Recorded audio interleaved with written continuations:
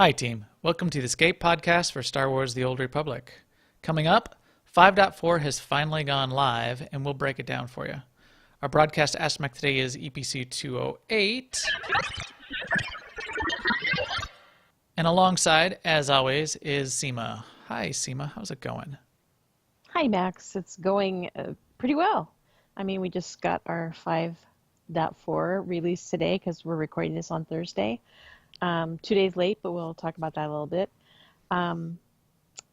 This week, I'll just mention that in our MFN run, since it was Relics of the Grey Week, we went and assassinated Xeno on the imp side. And then we just kind of ran around and did stuff after that. Not much, but we had a fun time.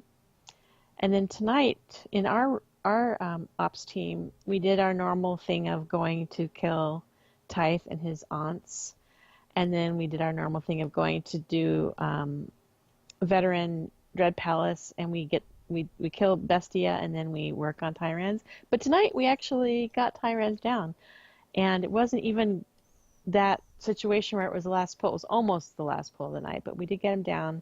A whole lot of healing going out on that one because we don't have anyone really who can cleanse the affliction that he casts.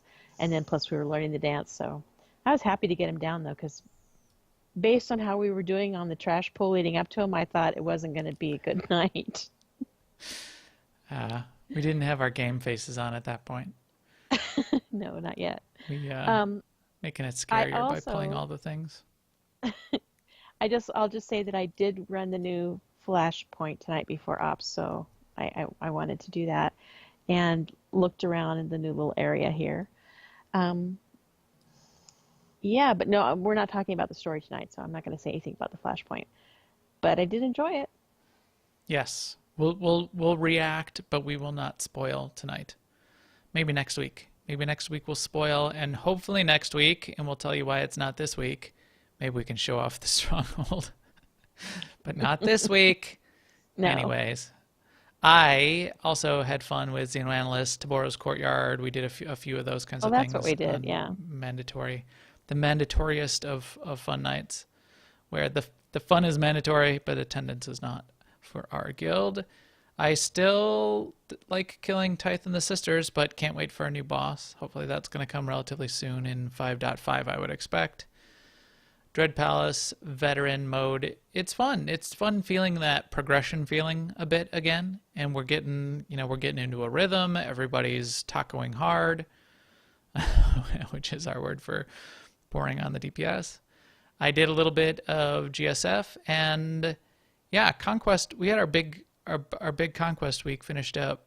Oh, that's right. Yeah. In between this podcast and the last time we talked, correct? I think so. Right. Yeah, it did. Yeah.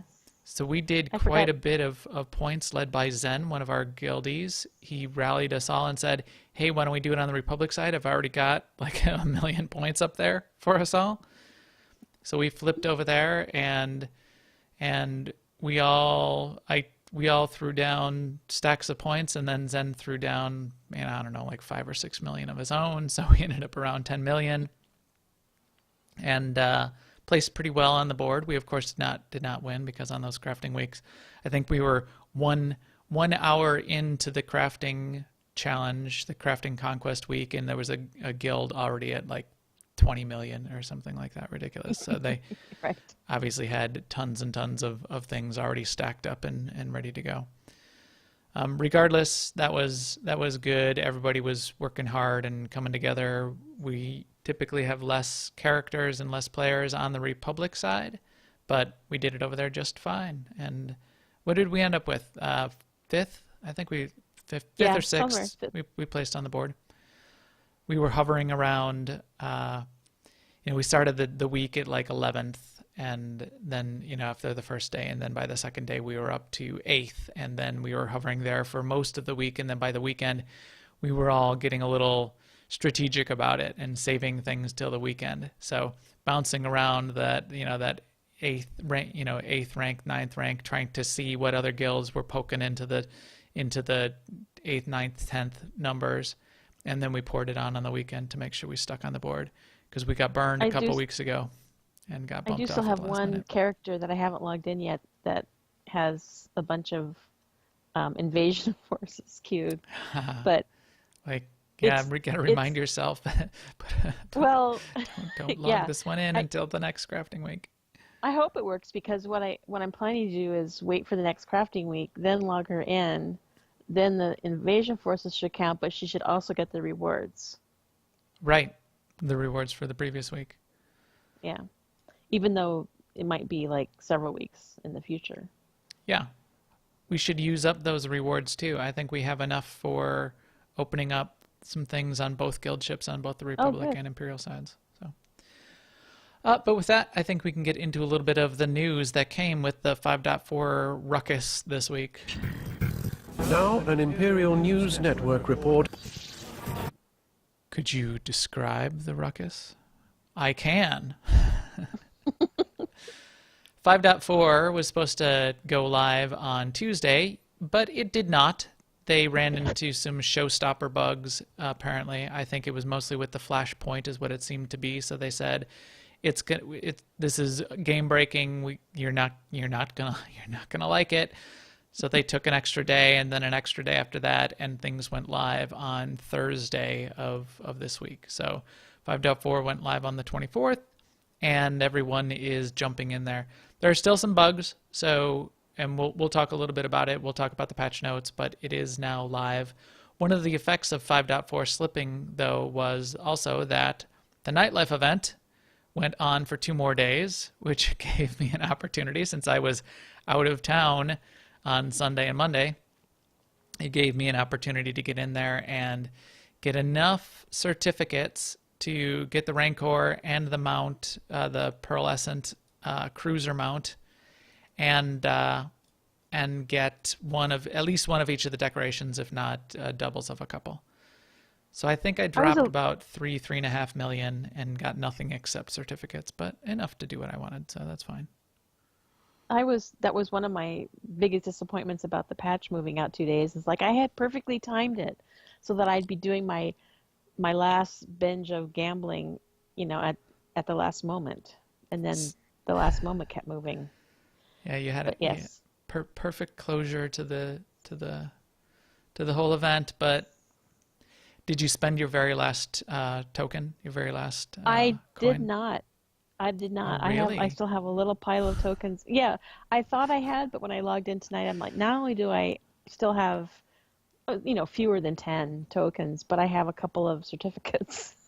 You Because said, I was sitting there oh, going, should I buy a deco or should I buy this or should I buy that? And I'm like, think about that for a minute. And I got distracted and then I never went back. So I'm ready I for next year. spent, although I didn't check my bank, so I could have more certificates elsewhere, but I spent every certificate in my inventory and I used every token. Yeah, So that's a good that's plan. I think everyone should have done that. this pearlescent cruiser. I'm mildly amused by. It's just another one of those sort of hover barges type of thing with the little snack tray that floats next to you. Those always amuse me. So I like it. It's sort of I interesting bought looking with the fin on the back. everything except for I opted to buy multiples of the decos rather than buy that cruiser. So I don't know if Ah, that's a good choice or not, but I don't know, I just clicking on the decos because things like lights, I just like to have multiples of.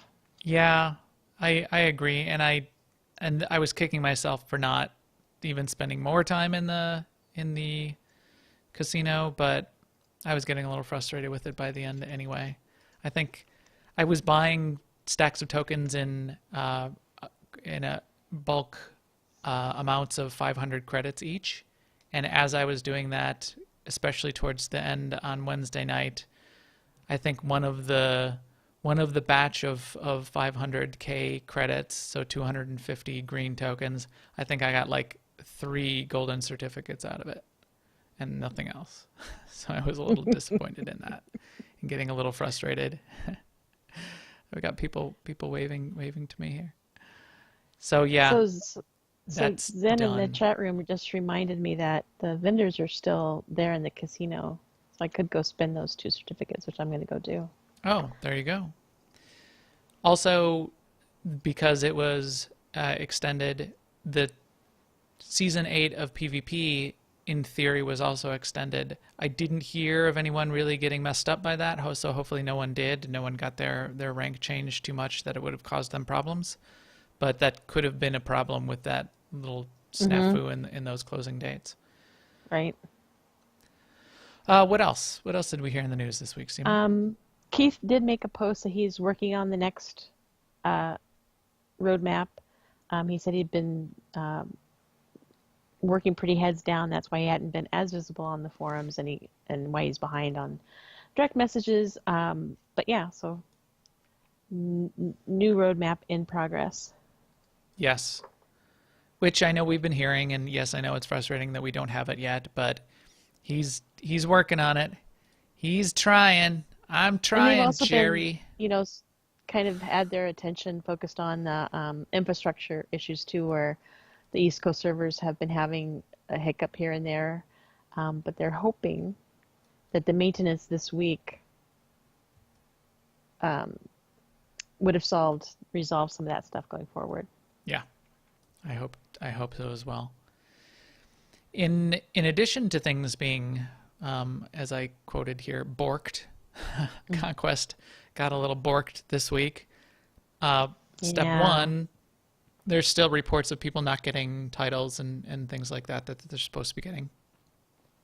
Step 2, because the patch dropped on Thursday, it messed up Conquest and treated the Conquest that started on Tuesday as ended on Thursday, which messed things up. So now is it back in progress? Is it a new one that restarted? I think so. So I think we're in Relics of the Gree, and it has restarted at this point on Thursday. Right. Like for instance, we did Xeno on Tuesday night, and those points are reset. Okay. Unfortunate. Some That's unfortunate. Some people even saw it switch to Rakghoul. Interesting. So I don't know if it maybe momentarily incremented it to the next conquest, and then someone saw that and was able to quickly roll it back. I don't think they do that though, so I don't know. For me, it was always Relics of the Gree. Yeah. So they are working on those conquest issues that keep happening. They do feel like they've got a handle on at least making it more consistent to get the rewards and titles and things like that at the end of the week. Obviously, it didn't pay off this week, but hopefully we'll see that work pay off in the future. And then also, this is,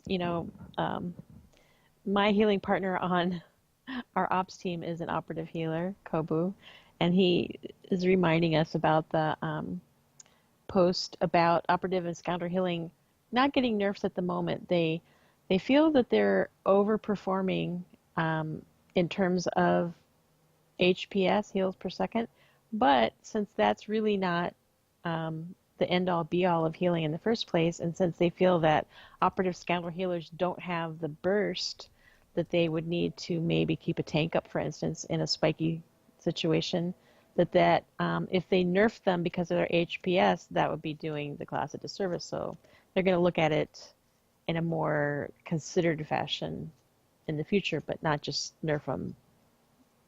And so they didn't. Right, which I think is an appropriate move. And yeah, me too. I like the idea of it shows that they're thinking about the class as a whole, and obviously somebody plays that class. I was going to say, my cynical self says somebody said to them, are you sure you want to do this? Because look at this issue and this issue and that issue. And they're like, oh, maybe you're right, boss. Yeah. Quick side note on with this things dropping today, it does also seem like some of the lockouts reset. So Xeno Analyst is again available. So we could all go do Xeno Analyst again, and Taboro's Courtyard. No, I take that back because I did not do it on this character. So I may be lying to you. Okay, because that's what I was just going to say. So maybe you can check. Yeah, I'll check. Okay, so I may have to edit that out. That might be a whole bag of lies. I think my stronghold title is the Chamber of Deception. Now you know why.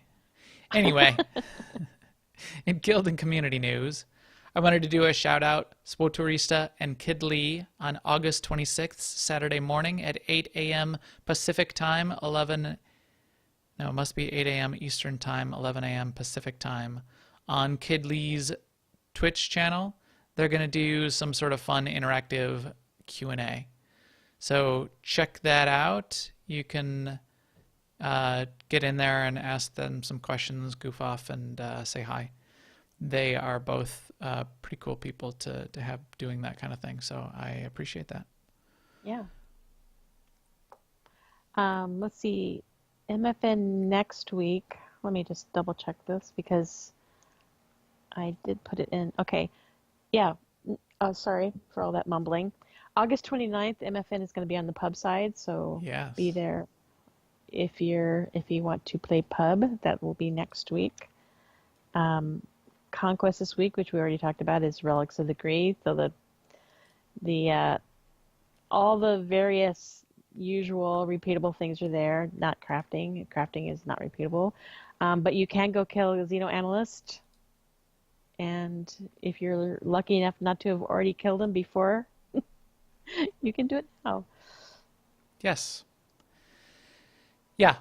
So that'll be good. I like going back to the pub site every once in a while. As always, if you are not in a guild or not in our guild and on Jedi Covenant or would like to create a character on Jedi Covenant, you should come join our guild. If you are not even playing Star Wars but playing Elder Scrolls, or although we don't do much in Elder Scrolls right now. We do a lot in World of Warcraft. We have a bunch of players playing Guild Wars right now. We have a bunch of players playing Star Trek right now. We have a lot of people in Final Fantasy, always World of Warcraft. Our guild does many, many things. I just started a discussion in our Discord this week about what we should do in VR in Oculus Rift. So if you want to come play some of that with some guildies, we could do that too. But of course, Star Wars is one of the key things that we focus on, especially Seema and I. And we would love to have you come join us on Jedi Covenant. You can jump in-game and do a /cjoin AIE LFO and catch our custom chat channel there looking for officer. If we're not in there, which we aren't always, especially since it's both Republic and Imperial, you can check out our guild website, aie-guild.org, learn more about the guild, get access to Discord through there, jump in on Discord or catch us on Twitch, and we can get you connected up and added to the guild. As always, thank you to the chat room. They've been helping us out here, asking some questions, answering some questions, etc. Zen is in there, who we mentioned earlier as the guildie who led our conquest last week. So if you want to jump in there at the moment and ask Zen any questions about how to do 6 to 10 million of conquest on your own, he can answer that for you right now. So thank you, chat room, and I will talk to all of you after. But right now, I think we can crack open some commentary on 5.4. Deep in the ancient, monster-infested tomb of Marka Ragnos, there is a holocron filled with dark secrets and encased in a great stone monument. Guess he didn't change the drop-in from last week. We just didn't have to call it out, did I? Marka Ragnos have to do with this? I don't know. But it's a holocron full of patch notes, and that's mostly what we're going to talk about. Right. 5.4 is live, and there's a whole series of patch notes which talk about most of what we've seen, although we found some things that aren't even in the patch notes, which we'll talk about. The story continues as 5.4. We will not spoil the story. And number one, and we'll put this out there right now, is the story is interesting. There are major spoilers that are part of the story, things that made me go, wow, interesting. And with that, shut off general chat. Turn off general chat as soon as you get in until you get done with the flashpoint, until you get done with the story. Because you will get it spoiled. In fact, I should just turn it off right here in on where we are on Odessan as well, because for some reason people just cannot help themselves but to spout the spoilers into general chat as they're playing. Oh my gosh, can you believe Snape just killed Dumbledore? Oh, guys, really? Did you have to do that?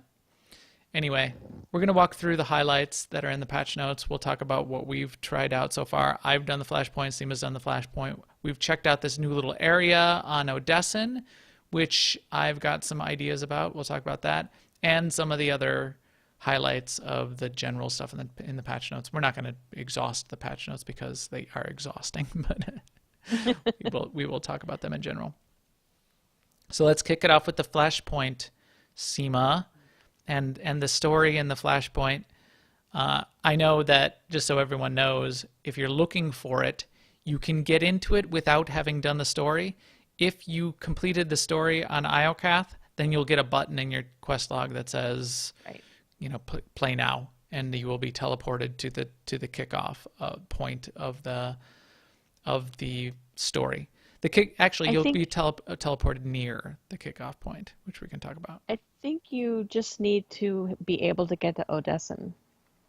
That's Yes. my theory anyway, because I went there on a different character that hadn't done Iocath and also hasn't done Knights of the Eternal Throne. I would imagine you And need to be able to get to Odesson because that's where the entrance is if Right. you're going to try to walk into the flashpoint. That's a good point. Right. So you need to have a starship. You need to be able to get to Odesson once you're there. Although I wonder if somebody could just summon you right to the entrance. Do a guild ship teleport right to the entrance. When you do hit play, you do end up right at the main entry point. Why did I end up here? I should not have ended up there. I guess it takes you. I did my quick travel to Odesson, and I thought it took you to the outside, but it didn't. Oh no, it just didn't take me anywhere because I'm already here. So it gave me a load screen and left me where I was. Anyway, when you click play, you end up on Odesson, and what used to be the entrance to Star Fortress is now the place where it's now a slightly deeper corridor, and that's where you can go to a new elevator. So if you look down here, this used to just be the entrance right to the Star Fortress instance, right here on the east side of the platform where you get onto Odesson. Now there's a little bit of a hallway before you get to the Star Fortress entrance. You can still get to that Star Fortress entrance, but there's an elevator right next to it. If you go up that elevator, there's now something called the Alliance Staging Room. The Alliance Staging Room gets you to both the walk-in entrance to the flashpoint, the story entrance to a place where you're hearing some of the story elements, which is not very much, not very big, just a couple cutscenes basically. And then a couple other interesting points that we'll talk about later. So I did the flashpoint. It was interesting. Seema, you did the flashpoint. Give me your first impressions, non-spoiler impressions. I really liked the setting. Yeah. Yeah, I really liked the setting. I liked the planet. And this is coming off of watching the Clone Wars episodes, so I thought it compared pretty favorably to that, which, yeah. I think that's all I'm going to say about it, though. We can talk about the setting a little bit because everybody's seen it in the cutscenes. So the cutscene, the trailer that you saw where you get dropped off on top of the train, that's basically the whole cutscene when you walk into the flashpoint. That's it, and there's nothing more than that, and you end up on top of the train, and that's how you start the flashpoint.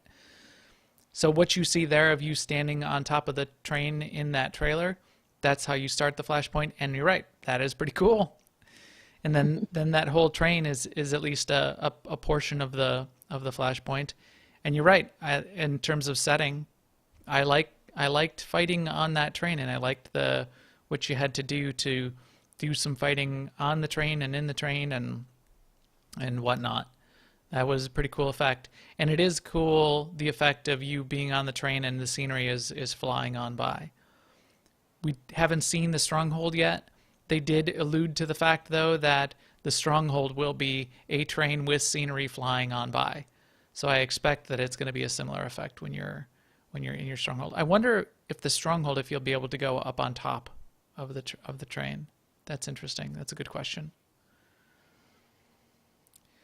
Do we want to talk about any of the mechanics, or are we going to sort of save all of that of what happens in the flashpoint?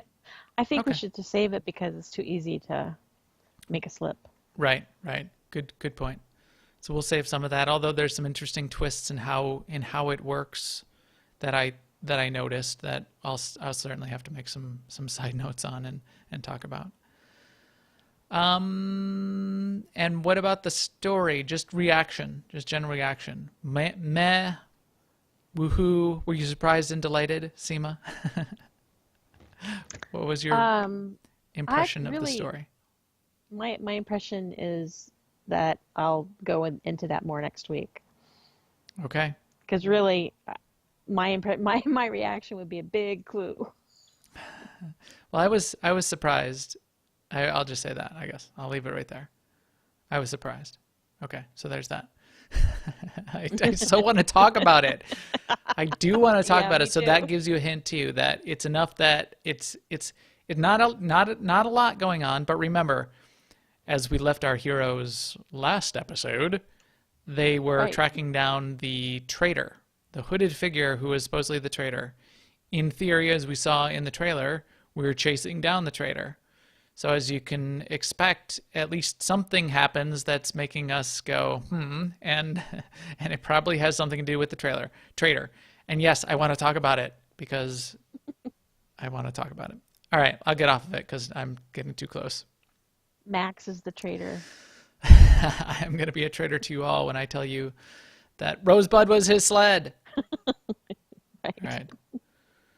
So the stronghold, let's talk about that for just a second. Back that train up just a bit. I was all excited to jump in here and grind away at the flashpoint and get those tokens and get that currency that's bound to my character and not legacy bound and get that flashpoint. However, you cannot do that. And why can you not do that, Seema? You cannot do that because there's a weekly cap on the currency of 50, and you need 60 of the currency to go into to buy the item which will let you go into the area to buy the stronghold. And really? Really? It's a really low cap, yeah. So yes, the weekly cap is 50, and you need 60 of the what are they called here? They're called Alliance Recon data. So you need Alliance Recon data. You need 60 of them to buy the Invitation Traders Quarters. And I think, just based on everything they've said, I think how it'll work then is you get that key, then you can go use the elevator that doesn't work without the key, and then somehow up there, that's where you'll be able to buy because behind those doors is the stronghold where you can purchase a stronghold. So open that door or elevator or whatever it is, and then you can go in and purchase a stronghold. Right. So there's an area here called Traders' Quarters. There's another little elevator as you're up in this new Alliance staging area. If you look at the vendor over here has a bunch of things you can buy, and we'll talk about all of them. But one of the things is the invitation to the Traders' Quarters, and that's the 60. This I wonder. They could be really mean about it and make you pay 60 recon data to get into the Traders' Quarters, and then another 60 recon data to buy the key, and have us wait 3 weeks to get into the stronghold. That would be cruel and yet not unusual. Cruel and not unusual. That's funny. So yes, this is a poor. I think it's a poor implementation of a gating effect. I don't think you would really need to gate us from.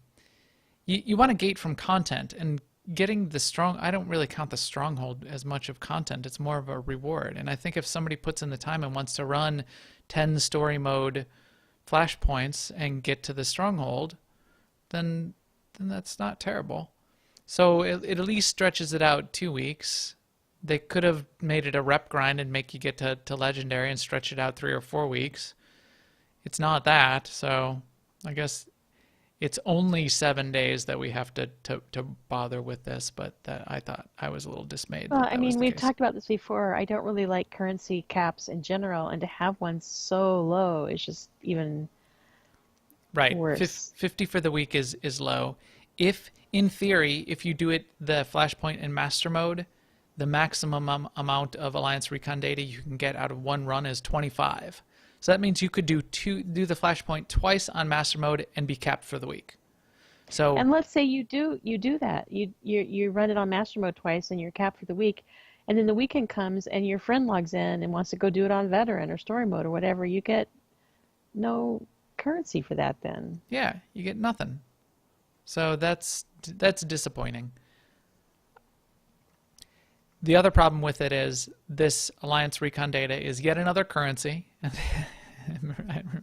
They're now probably regretting initially coming up with the design decision that they wanted to simplify currencies, because now I have a whole tab full of a whole bunch of different currencies again.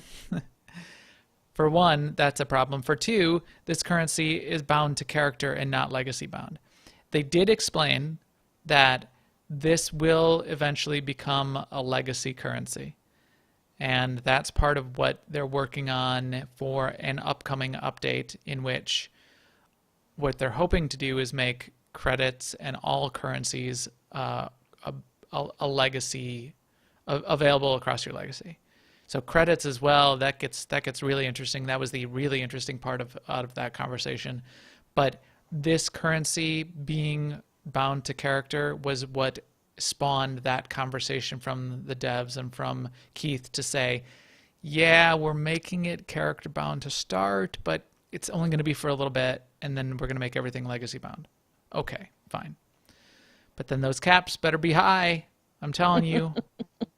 High. Well, I mean, the way I kind of envision that is, they know that there's going to be far-reaching changes by making currencies legacy-wide, and they are looking into how they implement it, and they didn't have that ready for this currency, so they didn't rush it, which is probably a good thing, because once they start, if they muck up the conversion of currencies, that's going to be really hard to unravel and put and make right. So yes, yeah, it will.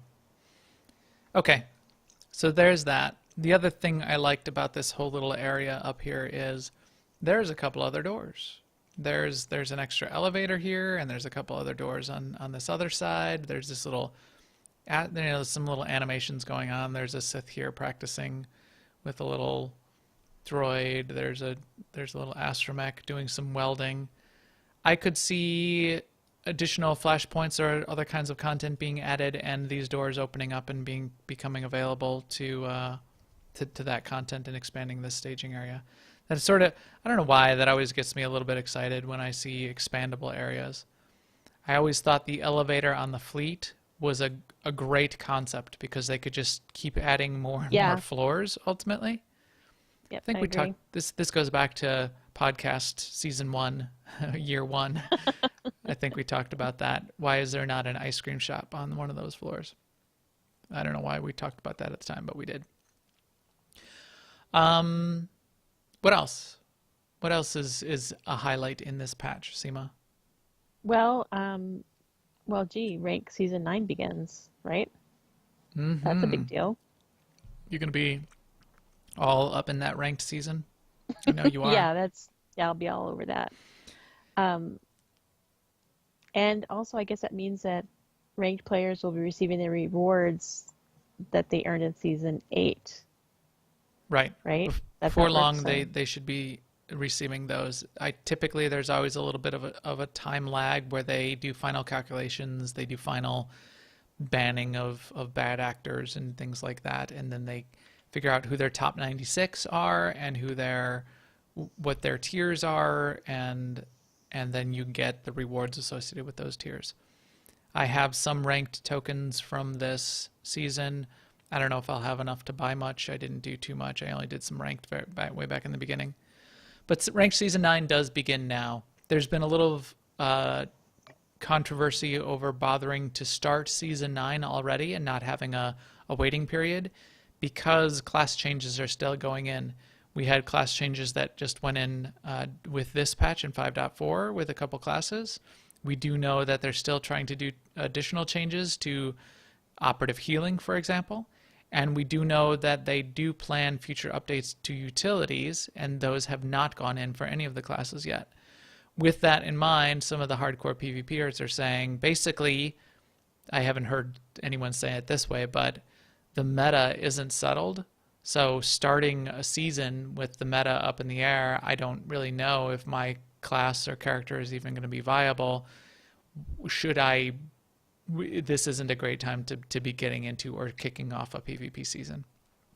Right, because I might find 2 weeks from now that I want to switch characters, you mean, to do my ranked PvP on? Yes. Okay. Yeah, because I want to get to the spec of the moment, the flavor of the month, and abandon my merc because it's now terrible. Because not only did they nerf my damage, but they nerfed my utilities, and now I have no survivability, and I lack the damage. That could happen, or not, but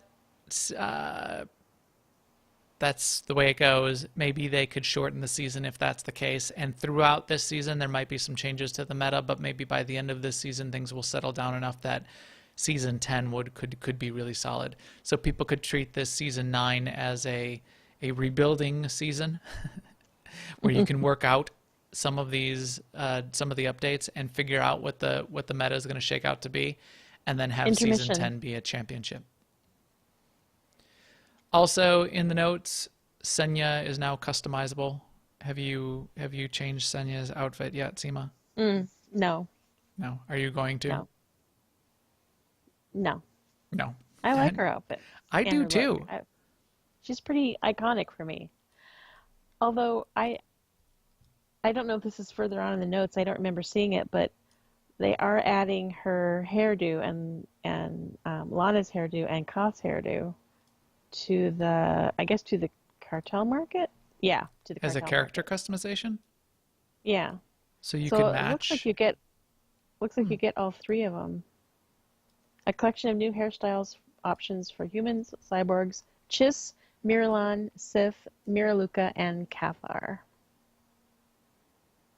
Yeah, so you can have. I really like that armor on her.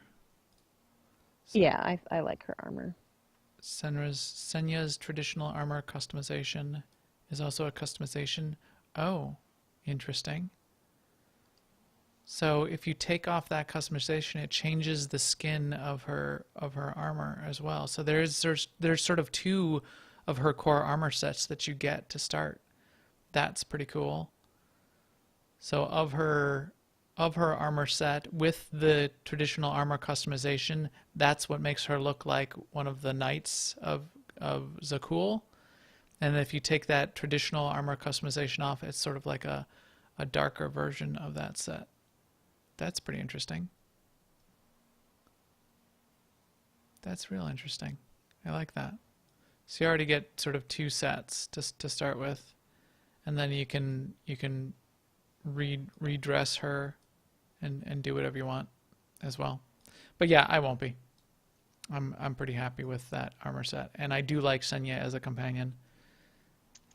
I mean, I was answered quickly because I don't use Senya as a companion, so I also rarely use Senya as a companion, but I tend to not dress up any of my companions, so there's that too.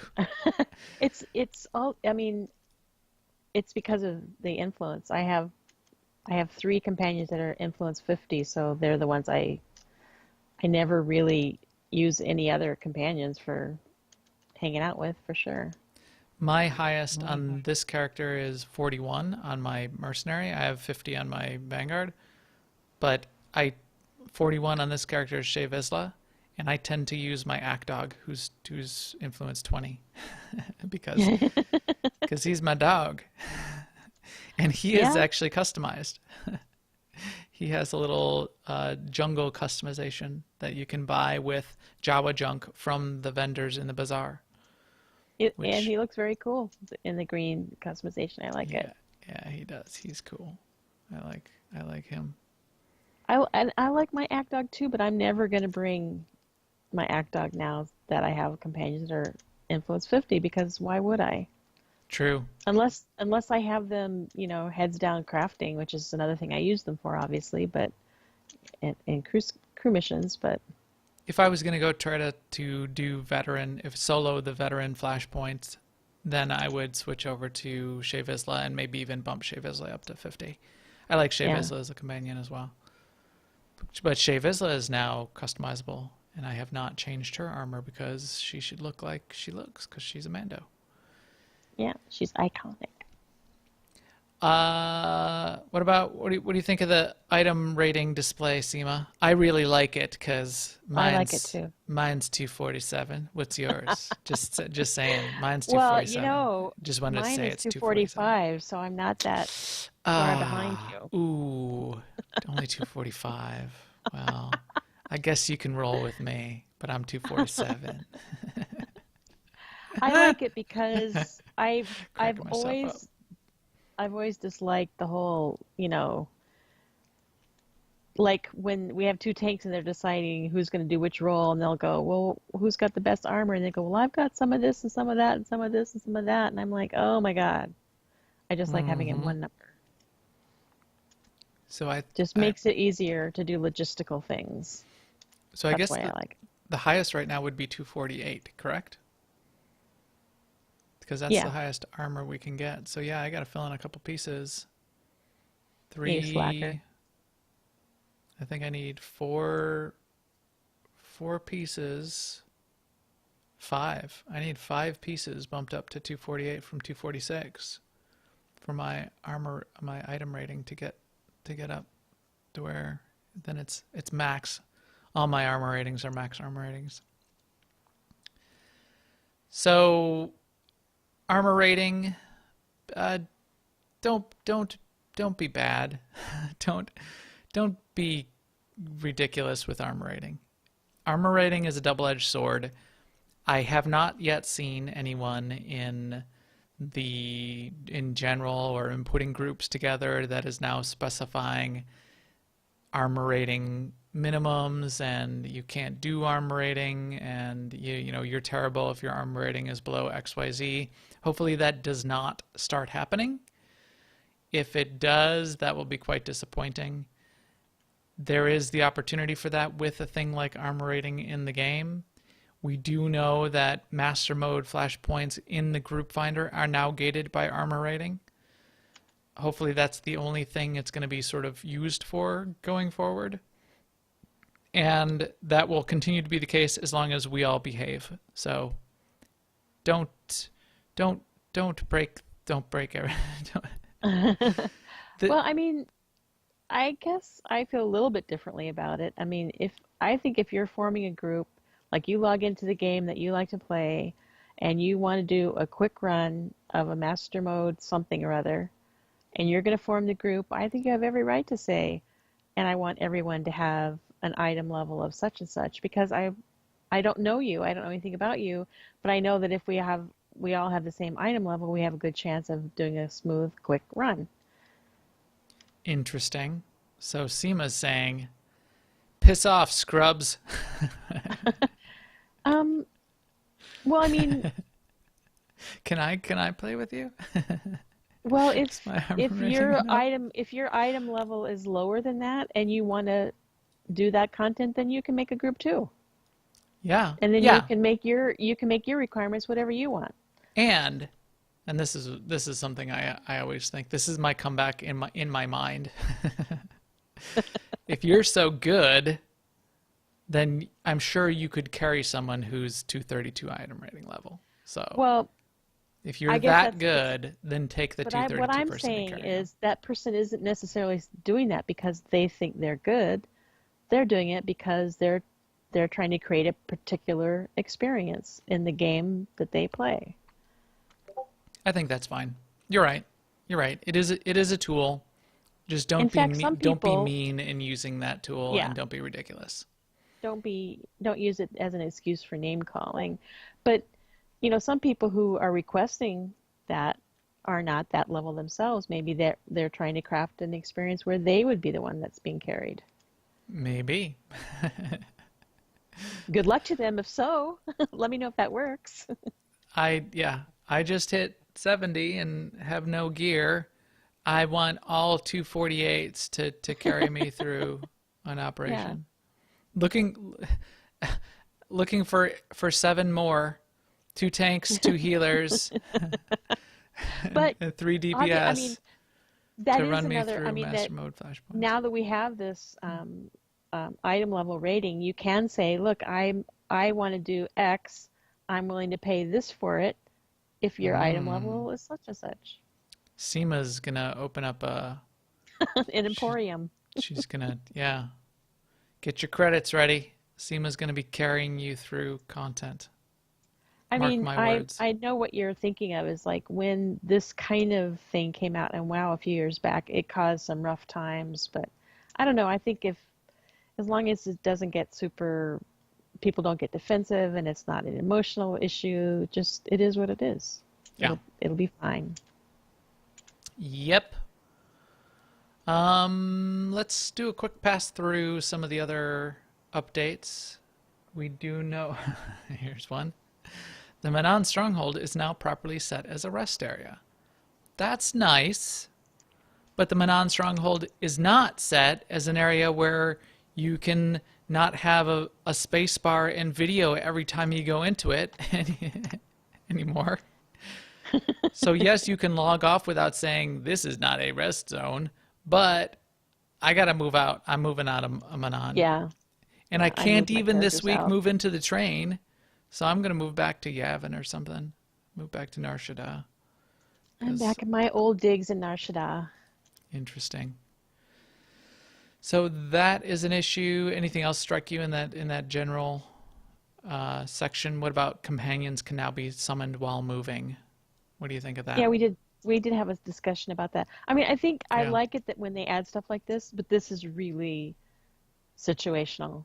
I mean, it would only for me it would only come into play if I already had summoned that companion previously and I for some reason had dismissed them.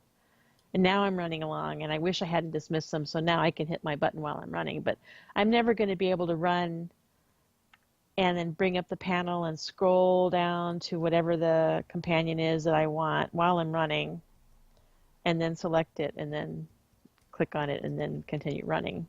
That doesn't seem like a huge advantage to me. But if for some reason I have dismissed them myself, then yes, it'll be convenient that I can call them back when I'm running. Yeah, I'm still finding that when I either enter groups and leave groups or zone between areas, the little panel, the little companion panel on the lower left, yeah, is disappearing. It almost seems more. Right. Maybe I'm just noticing it because I'm thinking I would like to summon a companion while moving, but it Right. seems to be disappearing more. And then yeah, I'd have to hit Yes. N and scroll down through the 50 companions that I have and the 50 options I have in there, and click a thing. And you're right, that's very situational and probably never going to do it. What we were talking about before the show started was it would be great if I could either bind summon companion to a key, or what my idea was to have the different companions be able to drag them from your companion window onto a hotkey bar, so that I could switch back and forth between companions on the fly. That would be really cool. But that's not in the game, alas. Let's see. Anything else there out of general? Let's I think we're see. pretty good. I did hear that there are a couple bugs associated. So one of the updates in the patch notes was that the guild interface no longer jumps around if a member note or rank is adjusted, which was annoying with how that was working. However, Right. I heard there are bugs with how the guild interface is working today at the launch of 5.4, so maybe that's not all completely worked out yet. Something to keep an eye on if you're trying to use that guild interface the way they're saying that it can now be used. And now they have some graphic settings for if you have a higher, a better graphics card. Now they have higher graphic settings in the preference menu, which doesn't affect me because I have a mid-range card, but it does make me want to get a new graphics card. I wanted to already. This is just one more thing. Yeah, I I now, for reasons, have a very nice high-end graphics card. And I gotta Sweet. say, this new shadow effect is pretty minimal. I would not invest in a graphics card so you can see this. To me, all it seems to be, and maybe I'm misinterpreting or not seeing the full effect, but in addition to your regular shadow, you have just a little bit of a diffuse shadow in sort of a circle around your feet in addition to the shadow that stretches out from the light source. It seems very minimal to me. I turned it on and off. I played with it a little bit, and it doesn't seem like very much, unfortunately. Well, that's good to know. Yeah. So That is good to know. don't invest in a 1080 card like I currently have this week, brand new, for reasons, just for shadows. Yeah, so there's that. We also saw that the class changes are in for Jedi Knight and Sith Warrior, Smuggler, and Agent. A little tiny bits of nerfs for all of those, from what it sounds like. But I don't think it was all that much for any of them. And I don't play any of those classes all that much, so I can't say. We There was care not. little bit of a bug fix to Trooper, to Vanguard. That also wasn't all that interesting to me because it was basically an adjustment to a utility that wasn't working properly that does a thing that I never did anyway, which is now doing an extra route in certain cases, which I didn't really care about. Flashpoints operations, they did a couple things. The So, biggest thing here is they removed the XP gained from ad spawning in the Bestia encounter in Dread Palace, which I knew was for a while anyway. I don't know if people been doing it recently, but it was one way of leveling was to go in and do that fight with all the ads. I know there's differing viewpoints on should they eliminate these. Why is BioWare so mean? But because they eliminated something like this, which was why are they telling me how to play? I'm on BioWare's side in eliminating something like this because what this causes is, yes, you TD. found a little hole where you could go grind these mobs over and over and get an outsized and optimal and huge amount of command experience points by doing this thing. However, in that case, you're also dragging 7 other people along to do that. And maybe all of them want to do this, but maybe they don't. And it's the kind of thing where if people feel like this is what they have to do to get the right amount of command XP points or the optimal amount of command XP points, that's the kind of activity that makes people want to quit the game. Because if I gotta go start a boss fight, kill a bunch of trash, die, reset, go back in, start a boss fight, kill a bunch of trash, die, So reset. people don't want to play a tedious game, and developers don't want to develop a tedious game. So it's a moving target. They want to remove the things that inspire tedious gameplay. Yes. And I agree with them doing this. And I disagree with people saying this is ruining BioWare, allowing me to play the game like I want to. It's really not, because nobody wants to play the game that way. What you want to do is content. Do you want to run flashpoints? Do you want to run operations? Do you want to do GSF? Do you want to do any of the actual content in the game? Well, then you should get an appropriate amount of CXP for doing that content in the game and then play how you want. And we can sort of do that right now, and I like how we can do that. And if you do the harder stuff, you get more, and if you do the easier stuff, you get less. And so great. Play what you want, do what you want. You do get command XP for doing the things that you want to do. And yeah, I'm telling you, that's not what you want to do. Otherwise, a bunch of other bug fixes. Nothing all that interesting stood out to me out of the additional bug fixes that they were talking about. They did put in one, maybe we can wrap it up with the one hidden thing that's Yes. not in the patch notes that you found, Seema, And it's a that I haven't big even seen thing. yet. Yeah, which is pretty big. Yeah. There's a merchant here. His name is Andres Gospari. And his title is Advanced Biochemist Research.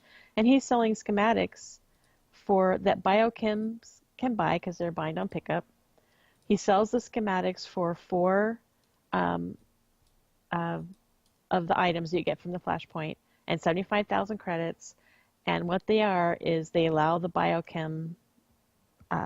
biochemist to make stems, adrenals, med packs that are not consumed upon use. And they are the Reusable. same power as the existing ones that do get consumed. So now there's an advantage to being a biochem again. I mean, it's gone back. Like, this is the only crafting skill where you get an actual advantage in gameplay to being that crafting skill. So, like, I'm considering changing my Merc back over to biochem just so that I can have these. This is I quite can make one interesting. stem. I can make one stem, one med pack, one adrenal, and then I'm done. I often don't run around with a bunch of adrenals, and like tonight, especially on progression content, I'm kicking myself because I really should have a stack of adrenals, and I don't, so I'm a bad DPS. If I had my reusable adrenal, which I used to have back in the Rakata adrenal days on my Yeah, Vanguard, because my Vanguard's a biochem, I would use my adrenal. And I would use it all the time. And I would have a med pack, and I would have a reusable med pack and a reusable adrenal, and I would use them all the time. right. Unfortunately, on my main, on the Imperial side, my mercenary is a armor mech, and I cannot drop armor mech on my mercenary because I have schematics which are no longer in the game. They are Right. Yeah, you the have no choice there, really. heavy armor battle master and war hero for combat tech and eliminator. Those sets are no longer in the game, but I can still make them, which is pretty cool. So yeah, I can't drop it, but I'm glad I have it on my Vanguard. I always got a kick out of those reusable ones, and I was upset that they took them out. The fact that they're also the highest level for a little while, also the reusable stems and adrenals were sort of a little bit less powerful than the top tier. And if you're a Right. PvPer, then you would still want to use the top tier uh, packs and adrenals and stems and those kinds of things. You're not going to use a second tier, especially if you're competitive. So then all the PvPers would take cybertech, so you could use the grenades and have an Bombs. extra Yeah, stun. right. However, now there is an option, and maybe you're going to go back to biochem, because at least if you're not super serious and needing that extra stun, having an unlimited supply of adrenals on cooldown is not a bad deal. So, who knows? So they did not mention this upcoming, and they didn't, and it's not in the patch notes. So I wonder if it was maybe something that they were going to roll out, and it got rolled out upon them. Yeah, Because I I don't don't think know. the item itself isn't. I don't think that's a mistake because he's got its own vendor. It's, sitting here. It's all organized. It's not just like, oh, we messed up and now biochems can use their, adrenals multiple times. It's not like that. It seems like it's a planned out thing. But since they didn't mention it, I'm wondering if maybe this dude was meant to be rolled out later or something. But Yeah, that's I just, don't know. And if who if knows. that's the case, are we potentially going to see other interesting things for some of the other crew skills? That could be interesting. Oh yeah, maybe if I go switch to biochem later tonight, maybe that would be premature. Because Right. maybe I'll be going, oh dang it, now I wish I was cybertech. Yes, maybe you will. But as you said, it's pretty easy to switch crew skills, except if you have the rare circumstance like I have. Yeah. It's pretty easy to switch crew skills. In fact, this past week for Conquest, I switched one of my characters from something else. I think from synth weaving to armor mech for No, I think I had all gathering skills, and I leveled Yeah, up yeah. Armor Mech from 0 to 600 in basically in like 3 hours. Yeah, it's now that you can make the little assembly components, you can make them by the basically like 75 or 100 in each tier and still get points from them. It's Yes. very easy to level up now. Yeah, you can level up entirely on those assembly components, and then you can do things like use those assembly components to create war supplies, or disassemble those assembly components and get some of the materials back. But you can level up all the way to 600 completely on assembly components. So there's that. All right, I think that's a good summary. Maybe next week we'll get into some spoilers on the story and tours of the stronghold, or maybe we'll stretch it out over 2 weeks. Maybe you haven't accrued enough tokens for us to talk about all of it in 2 weeks. Maybe it's going to take We're us going to 3 or talk 4. about we're going to talk about 5/6 of it next week. So we'll see what we're going to do. But with that, I think we can wrap up for now, and our EPC 208 droid can head out and get ready for the next amount of content he needs to grind to unlock his stronghold, which is going to be an escape pod. He's going to get 5/6 of ready. Yes. So thanks to all of you for joining us on newoverlords.com, iTunes, YouTube, or live on Twitch. We will stream again next Thursday night on twitch.tv/newoverlords around 10:30 p.m. Central. Please follow us on Twitter at MaxTheGran, at AIESEMA, and certainly come find us on Jedi Covenant and ask us for an AIE Guild invite, because we would love to have you. And we'll talk to you soon. Later, everyone.